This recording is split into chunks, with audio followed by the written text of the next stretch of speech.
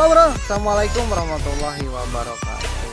Kita ketemu lagi di channel Nirwan Jember. Hari ini kita akan memberikan informasi dan akan membahas jika ada kendala saat kita di jalan ya. Seperti tragedi semalam. Om Bisma semalam dapat tragedi, dapat masalah, si SIM cardnya itu tidak bisa di starter bro. Itu biasanya saat mobil hidup tiba-tiba mati, terus saat di starter tidak ngangkat atau tidak naik, tidak nyala lah ya. Jadi kayak kalau saya orang awam kayaknya akinya yang habis gitu kan, karena kan kelistrikan ya. Belum tentu om. Oh, belum tentu ya. Belum tentu akinya. Mau tahu bagaimana cara memprediksi atau langkah-langkah apa yang harus dilakukan? Ya betul. Yang jelas apa om? Pantau terus Betul. Di channel kita. Yuk.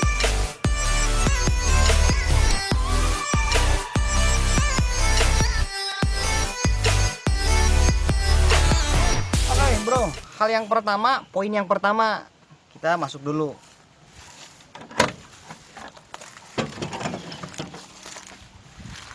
Mau ngecek apa nih Kang? Ya, kan nggak nyala. Jadi ini yang pertama, kita langsung ke poinnya ya. Kalau mobil tidak bisa starter, coba dipraktekkan aja Kang biar jelas Kang. Semalam yang punya Om Bisma itu begitu di kontak, otomatis si indikatornya nyala. Nah, ada indikator di sini nyala, aki sama oli.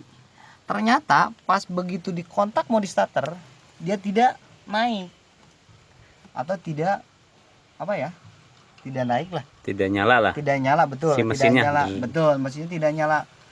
Kita pastikan begitu dikontakkan, kalau si lampu indikatornya meredup lalu terang lagi, itu kemungkinan aki. Itu hal yang pertama. Oh, berarti kalau kayak tadi nyala bukan aki.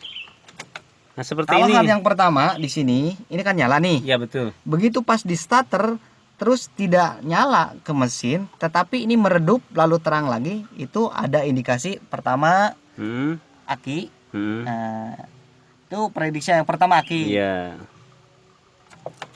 Sip. Oke bro, poin yang kedua yang harus kita cek adalah sikring. Sikring. Betul. Di mana sikring Kang? Sikring posisinya ada di bawah setir bro, di bawah. Bisa dilihat dulu? Oke, nanti kita lihat ya. Ya. Oke.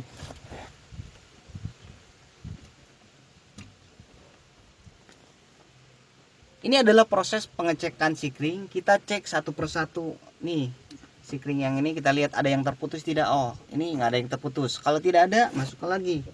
Sebentar. Lihat putus atau enggaknya gimana Kang? Nah, ini posisi sikring yang normal. Jadi ini huruf S-nya nyambung. Berarti tidak putus atau tidak pegat lah orang Sunda mah. Tetapi kalau terputus berarti itu tidak nyambung. Yang bentuk seperti S ya. Betul. Kita perhatikan. Kalau sudah dicek ini bagus, masukkan lagi. Jangan sampai lupa posisinya di mana. Oh, posisinya juga harus tahu ya. Betul, makanya jangan sampai lupa. Kalau kita awam, ngeceknya seperti itu. Contoh yang ini kita cabut satu lagi. Nih. Contoh yang ini cabut. Nah, aduh. Ini cabut. Cek lagi, ada yang terputus tidak. Kalau normal, masukkan lagi ke posisinya. Biar kita nggak kelupaan, bro. Kang mau tanya nih Kang. Itu kan sikringnya banyak ya? Tuh. Bisa diterangin itu sikring apa aja ya? Itu banyak, ada sikring wiper, ada sikring lampu. Kebetulan punya Kang Jembar biasanya ditutup, suka ada keterangannya. Kebetulan tutupnya hilang bro. Tinggal satu-satu. Berarti salah satu sikring starter juga ada di sini.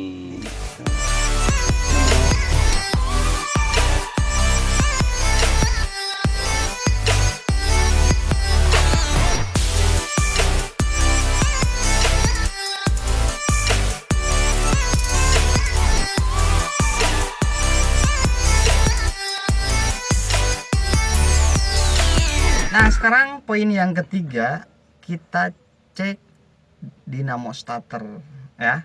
untuk mengecek dinamo starter apakah si kabelnya copot ya atau terputus. Kalau seandainya copot berarti harus disambungkan, bro. Di mana tempatnya? Yaitu ada di depan. Kita buka dulu kap mesinnya. Om, buka dulu kap mesinnya, Om. Oke, saya buka dulu. Berarti posisinya di sana ya, di depan. Di depan ya. Udah.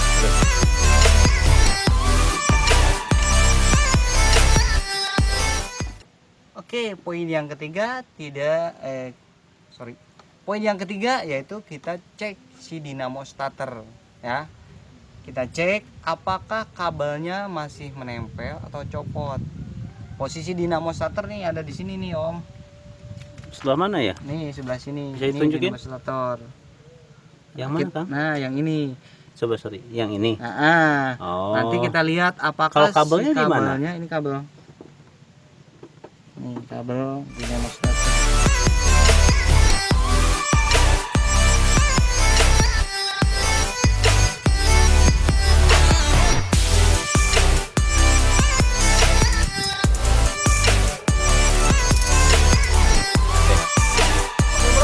Tadi saya sudah jelaskan bagaimana jika kalian ada trouble di jalan mati. Ada 3 poin yang harus kita cek. Yang pertama itu pengecekan indikator ya.